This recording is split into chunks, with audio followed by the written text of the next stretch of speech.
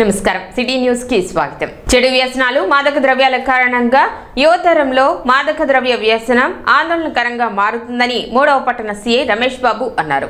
జిల్లా SP yes Satish Kumar సూచనల మేరకు గురువారం స్థానిక ఉమేష్ చంద్ర విగ్రహం నుండి చెంచిపేట బ్రిడ్జి వరకు నో డ్రగ్స్ అంటూ యాంటీ డ్రగ్స్ ర్యాలీ నిర్వహించారు. నషాముక్త్ భారత్ అభియాన్ లో భాగంగా గత 25 రోజులుగా నిర్వహిస్తున్న యాంటీ డ్రగ్స్ ర్యాలీలో పెద్ద ఎత్తున జేఎంజే కళాశాల విద్యార్థులు పాల్గొని మానవహారం ఏర్పాటు చేశారు. సీఐ రమేష్ బాబు మాట్లాడుతూ నిషేధిత మాదక ద్రవ్యాల వినియోగం యువత భవిష్యత్తును నాశనం చేస్తుందని పేర్కొన్నారు.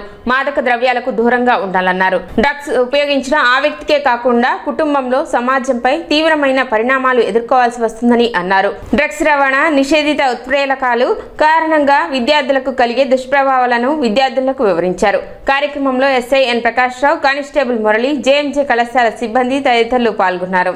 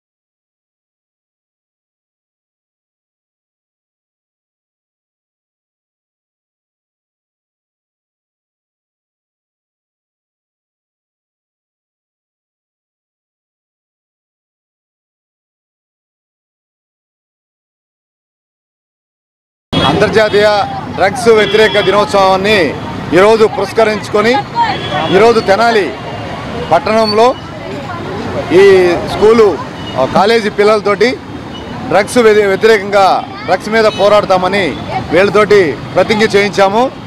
ముఖ్యంగా గంజాయి కానీ కొకైను, హెరాయిన్ అటువంటి మాదక ద్రవ్యాలు వాడడం వల్ల యువత యొక్క జీవితాన్ని దుర్భరం చేసుకుంటా ఉన్నారు. వాళ్ళ యొక్క అలవాట్లని ఒకవేళ ఉన్నా కూడా అవి ఆపాలని, అలానే ఇంక నుండి డ్రగ్స్ అనేది వాడకుండా ఉండే విధంగా ప్రతి ఒక్కరితోటి ఈ ప్రతిజ్ఞ చేయిస్తూ ఉన్నాము. ముఖ్యంగా ఏంటంటే ఇవి వాడడం వల్ల వాటి యొక్క పర్యవసానము కుటుంబం మీద, అలానే ఆ వ్యక్తుల మీద, సమాజం మీద పడుతుంది. యువత ఎంతైతే శక్తివంతంగా స్ట్రాంగ్గా ఉంటారో అలానే ఆ పట్టణం కానీ, ఆ రాష్ట్రం కానీ, దేశం కానీ దాని యొక్క భవిష్యత్తు అనేది బాగా యువత మీద ఆధారపడి ఉంటుంది. కాబట్టి ఎట్టి పరిస్థితుల్లో కూడా గంజాయి కానీ, కొకైన్ కానీ, హెరాయిన్ కానీ ఇటువంటి మత్తు పదార్థాలు వాడకూడదని ఈ 120 మంది పిల్లలతోటి ఈరోజు ప్రతిజ్ఞ చేశాము. వాహనదారులు తప్పనిసరిగా ట్రాఫిక్ నిబంధనలు పాటించాలని బ్రేక్ ఇన్స్పెక్టర్ రాఘవరావు సూచించారు. ట్రాఫిక్ నిబంధనలు పాటించకపోవడం, ర్యాష్ డ్రైవింగ్ తదితర కారణాలతో జిల్లా వ్యాప్తంగా నెలకు సుమారు 90 రోడ్డు ప్రమాదాలు జరుగుతున్నట్లు చెప్పారు. వీరిలో 39 మంది మృతి చెందుతున్నట్లు ఆయన వివరించారు. వాహనదారులు సీట్ బెల్ట్, హెల్మెట్ తప్పనిసరిగా ధరించాలని, వాహనాలకు సంబంధించిన పత్రాలను వెంట ఉంచుకోవాలని ఆయన తెలిపారు. గుంటూరు జిల్లాలో నెలకి సుమారు 90 యాక్సిడెంట్లు జరుగుతున్నాయి. మొత్తం గుంటూరు జిల్లా అంటే కొత్త గుంటూరు జిల్లాలో. కాబట్టి అంటే డివైడ్ అయిన తర్వాత గుంటూరు జిల్లాలో సుమారు నెలకు 90 యాక్సిడెంట్లు జరుగుతున్నాయి. ఈ 90 యాక్సిడెంట్ల ఫలితం 90 మంది గాయపడుతున్నారు మరియు 39 మంది చనిపోతున్నారు. అంటే మన గుంటూరు జిల్లాలో సుమారు నెలకి 90 యాక్సిడెంట్లు జరుగుతున్నాయి, 90 మంది గాయపడుతున్నారు, 39 మంది చనిపోవడం జరుగుతుంది. కాబట్టి ఇవన్నీ కూడా ఈ యాక్సిడెంట్లన్నిటికీ కారణాలు విశ్లేషించుకుంటే ఎక్కువ శాతం నెగ్లిజెన్స్, డ్రైవర్స్ నెగ్లిజెన్స్, డ్రైవర్ నెగ్లిజెంట్గా డ్రైవ్ చేయటం, అలాగే సెల్ ఫోన్ డ్రైవింగ్ చేయటం, సెల్ ఫోన్ పెట్టుకుని సెల్ ఫోన్ మాట్లాడుతూ డ్రైవ్ చేయటం, అలాగే ఓవర్ స్పీడ్గా డ్రైవ్ చేయటం. అంటే రోడ్ కండిషన్ బట్టి కాకుండా ప్రతి రోడ్లోనూ ఓవర్ స్పీడ్గా వెళ్ళిపోవటం, అలాగే సీట్ బెల్ట్ పెట్టకపోవటం, హెల్మెట్ పెట్టుకోకపోవటం, అలాగే ఈ విధమైన కారణాలతో ఎక్కువ మంది యాక్సిడెంట్లు జరుగుతూ ఉన్నాయి. అలాగే డ్రింక్ చేసి డ్రైవ్ చేయటం, డ్రంక్ అండ్ డ్రైవ్ కూడా చేస్తున్నారు. చాలామంది డ్రింక్ చేసి డ్రైవ్ చేయడం జరుగుతుంది. డ్రింక్ చేసి డ్రైవ్ చేయడం వల్ల కూడా ఈ యాక్సిడెంట్లు జరుగుతూ ఉన్నాయి. కాబట్టి మెయిన్ మరి ఈ 90 అంటే మనకు ఆల్మోస్ట్ డైలీ రోజుకు 3 యాక్సిడెంట్లు చొప్పున జరుగుతూ ఉన్నాయి. అలాగే 3 గాయపడుతున్నారు. కాబట్టి సుమారు నెలకి అంటే 39 మంది చనిపోతున్నారు. అంటే రోజుకు ఒకళ్ళు పైన చనిపోతున్నారు మన గుంటూరు జిల్లాలో. కాబట్టి ఇవన్నీ మనకి తగ్గించాలంటే మనం ప్రతి ఒక్కరూ కూడా మరి డ్రైవింగ్ చేసేటప్పుడు జాగ్రత్తలు పాటించి, అలాగే రోడ్డు నిబంధనలన్నీ పాటిస్తే ఆల్మోస్ట్ మనం తగ్గించవచ్చు. సెల్ ఫోన్ డ్రైవింగ్ అవాయిడ్ చేయాలి. అలాగే కార్ డ్రైవ్ చేసే వాళ్ళు సీట్ బెల్ట్ అలవాటు చేసుకోవాలి. అలాగే 2 వీలర్ వాళ్ళు ఎట్టి పరిస్థితుల్లో తక్కువ దూరమైన ఎక్కువ దూరమైన హెల్మెట్ కంపల్సరీ విధిగా ధరించాలి. ధరిస్తే ఆటోమేటిక్గా, అలాగే కారు వాళ్ళు, కారు ఓనర్సు, కారు డ్రైవర్సు, అలాగే 2 వీలర్ ఓనర్సు, డ్రైవర్స్ అందరూ కూడా కంపల్సరీ, అంటే కార్లు తోలినా బైక్ తోలినా compulsory driving licence, registration certificate, insurance certificate, pollution under control certificate, ఈ 4 విధిగా ఫిజికల్ కాపీసు బండిలో ఉంచుకోవాలి. ఒక కాపీ బండిలో ఉంచుకోవాలి, ఒక కాపీ ఇంట్లో ఉంచుకోవాలి. అలాగే ఫైనల్గా ఫోన్లో ఈ 4 అంటే ఫోన్లో పెట్టుకోవడం అనేది లాస్ట్ ఆప్షన్. మీకు ఎవరైనా కూడా చెకింగ్ ఆఫీసర్ ఆపినప్పుడు ఇమీడియట్గా మనం ఆ డాక్యుమెంట్స్ చూపించాలి, విధిగా చూపించాలి. ఈ 4 పట్టణ 30వ వార్డులో మున్సిపల్ చైర్పర్సన్ తాడిపోయిన రాధిక గురువారం పర్యటించారు. ఈ సందర్భంగా వార్డులో జరుగుతున్న మెయింటైన్ స్పెషల్ శానిటేషన్ పనులను అధికారులతో కలిసి పర్యవేక్షించి తగు సూచనలు చేశారు. కార్యక్రమంలో 30వ ward councillor Komarabattuni Jaipal, municipal in-charge commissioner V Mahalakshmipathi, town planning అధికారి సాంబశివరావు, శానిటరీ ఇన్స్పెక్టర్ లక్ష్మీనారాయణ, సచివాలయ సిబ్బంది పాల్గొన్నారు.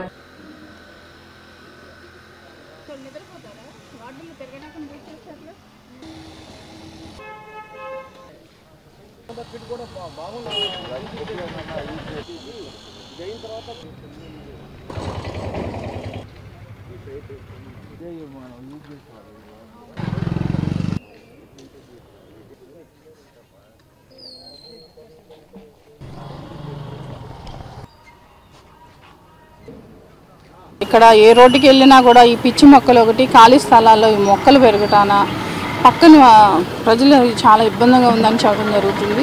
అలానే ఖాళీ స్థలాలు ఉన్న వాళ్ళందరికీ చెప్పేది ఏంటంటే ఖాళీ స్థలాలు దయచేసి క్లీన్ చేయించుకోవాలని కోరుతున్నాను. లేదంటే మా మున్సిపాలిటీ మేము దాన్ని క్లీన్ చేయించేసి మున్సిపాలిటీ బోర్డు పెట్టాల్సి వస్తుంది.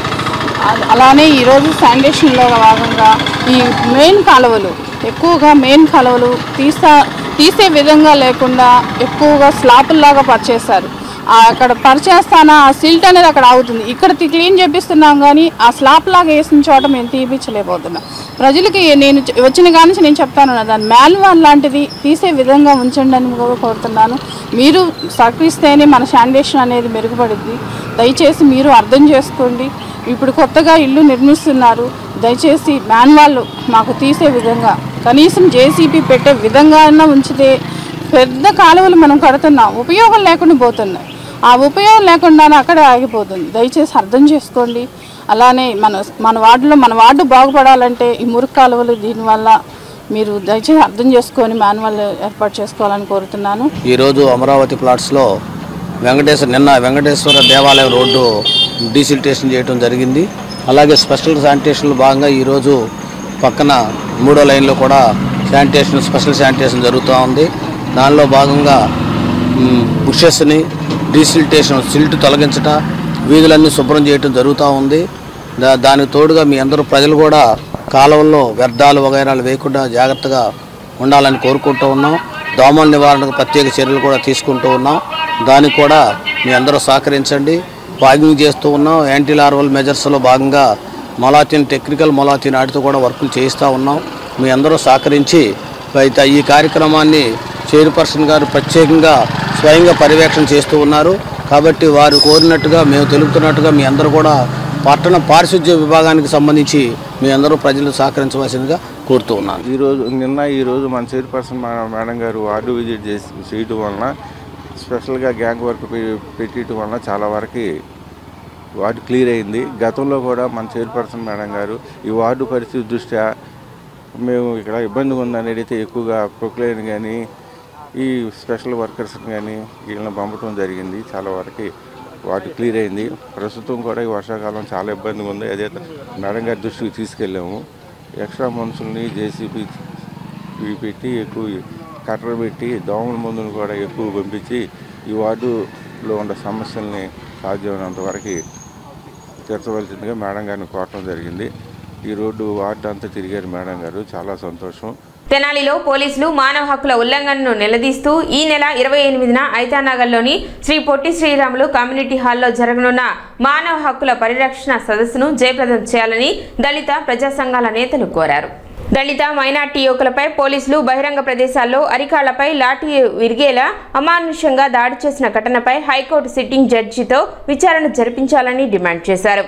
పోలీస్ చట్ట వ్యతిరేక చర్యలను బలపరుస్తూ చేస్తున్న వ్యాఖ్యలపై ఉన్నత న్యాయస్థానాలు, జాతీయ మానవ హక్కుల సంఘం, జాతీయ ఎస్సీ కరపత్రం ఆవిష్కరణలో దళిత ప్రజా సంఘాల నాయకులు కమిషన్ స్పందించి తగిన చర్యలు చేపట్టాలని కోరారు. ప్రముఖ న్యాయవాది పిల్లి పాల్ రవీంద్ర విద్యాసాగర్, కేవీపీఎస్ రాష్ట్ర ప్రధాన కార్యదర్శి ఆంధ్ర మాల్యాద్రి, డిహెచ్పిఎస్ రాష్ట్ర ప్రధాన కార్యదర్శి కరవది సుబ్బారావు, రైతు సంఘ నాయకుడు ములకా శివసాంబిరెడ్డి, అంబేద్కరిస్టు రాయపూడి వెంకటేశ్వరరావు, ప్రగతిశీల కార్మిక సంఘం సమైక్య సభ్యుడు Nannam Poturaju, the Buddhist society of India రాష్ట్ర కార్యదర్శి ఎండ్రపాటి అశోక్ కుమార్, సామాజిక న్యాయవేదిక రాష్ట్ర అధ్యక్షుడు పేరూరి మురళీ కుమార్, మాల మహానాడు రాష్ట్ర నాయకులు గడ్డేటి సుందర్ సునీల్ కుమార్, తుమ్మల ఫ్రాన్సిస్ రాజు, జాన్ విక్టర్, తండ్రి చేబ్రోలు ఇజ్రాయెల్, దోమా రాకేష్, తండ్రి దోమా వాసు, మాల మహానాడు సోహల్ లాల్, జాకబ్ తదితరులు పాల్గొన్నారు. రేపు జూన్ నెల 28వ తారీఖున తెనాలి ఐతానగర్లోని పొట్టి శ్రీరాములు పార్క్ నందు మరి ఐతానగర్కు సంబంధించినటువంటి మంగళగిరికి సంబంధించినటువంటి యువకులపై తెనాలి 2 టౌన్ సర్కిల్ ఇన్స్పెక్టర్ వారి సిబ్బంది, అట్లనే 3 టౌన్ సర్కిల్ ఇన్స్పెక్టర్ మరి వారి సిబ్బంది కలిసి వాళ్ళ మీద అక్రమ కేసులు బనాయించి వాళ్ళని చిత్రహింసలకు గురి చేసి లాకప్లో చిత్రహింసలు పెట్టి, పోలీస్ క్వార్టర్స్లో చిత్రహింసలు పెట్టి, బహిరంగ ప్రదేశాల్లో వాళ్ళ మీద అమానుషంగా లాఠీ చార్జీలు చేసి దౌర్జన్యం చేసి హింసకు గురి చేసినటువంటి వారి మీద చట్టపరమైనటువంటి చర్యలు తీసుకోవాలి. ప్రభుత్వం వెంటనే స్పందించాలి. న్యాయస్థానాలు సువమోటోగా వారి మీద చర్యలు తీసుకోవాలి. వారు మానవ హక్కుల ఉల్లంఘనకి పాల్పడ్డారనేటువంటి సందేశాన్ని మరి అందరికీ తెలియజేయడం జరిగింది. మరి చాలామంది అనేక సంఘాలకు సంబంధించినటువంటి వాళ్ళు న్యాయస్థానాలను ఆశ్రయించి ఈ మానవ హక్కుల పరిరక్షణ కోసం పోలీసులు వారి మీద జరిపినటువంటి దాడి గురించి కోర్టులో రిట్ పిటిషన్స్, సుప్రీంకోర్టులో, హైకోర్టులో రిట్ పిటిషన్స్ జరిగినాయి. వాటిని పురస్కరించుకొని 28వ తారీఖున సమావేశం ఏర్పాటు చేయడం జరిగింది. ఇది ఒక రాజకీయ పార్టీకి ఒత్తాసు పలకడానికో, ఇంకో రాజకీయ పార్టీని కించపరచడానికో, లేదా ఒక కులాన్ని, ఒక మతాన్ని విమర్శించడానికో, లేదా ఒక పోలీసు వ్యవస్థని విమర్శించడానికో కాదు.